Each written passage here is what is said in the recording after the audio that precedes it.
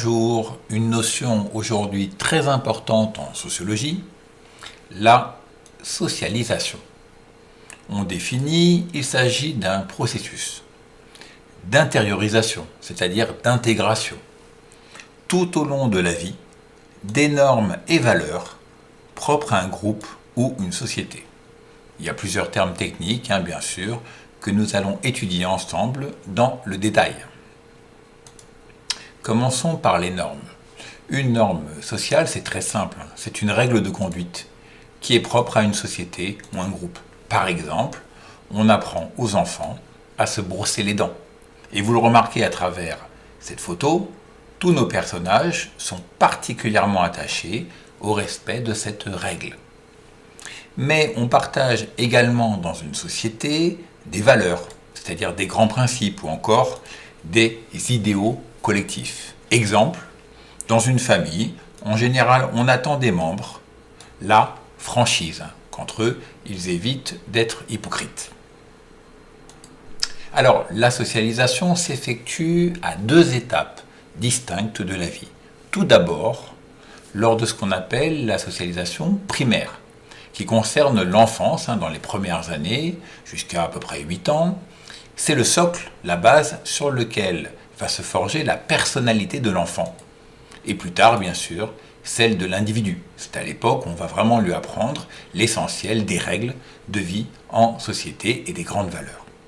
Et plus tard, à partir de la fin de l'adolescence et surtout à l'âge adulte, cette socialisation se poursuit à travers une étape secondaire.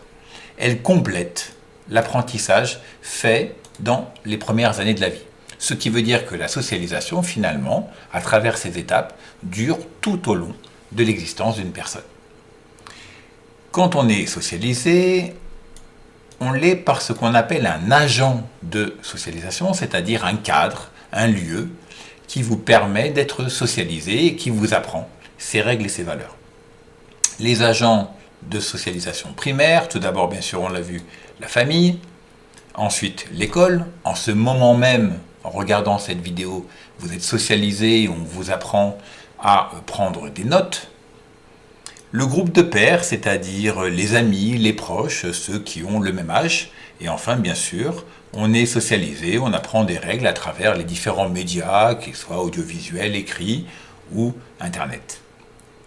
Plus tard, lors de la socialisation secondaire, ce qui est très important, bien sûr, c'est le monde professionnel. Et là, on apprend des règles de vie dans le cadre du travail.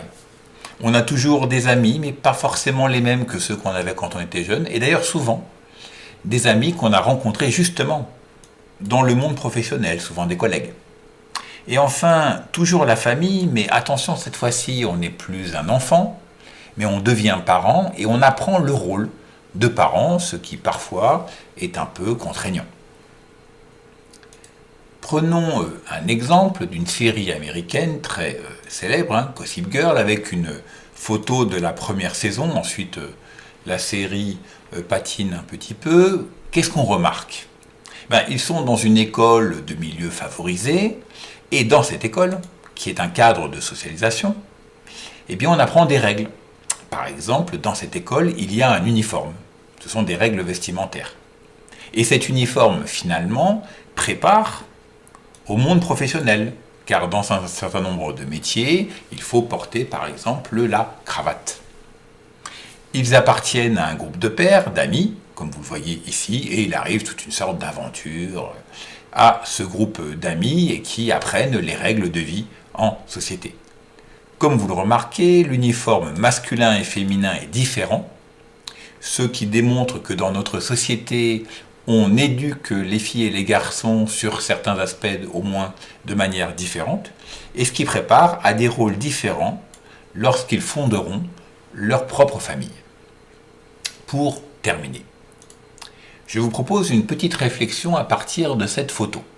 Ici, un charmant enfant qui fait un signe qu'évidemment je déconseille de faire en classe. Mais ce qui est intéressant et la question que je vous pose, c'est peut-on dire que cet enfant a été socialisé ? À bientôt.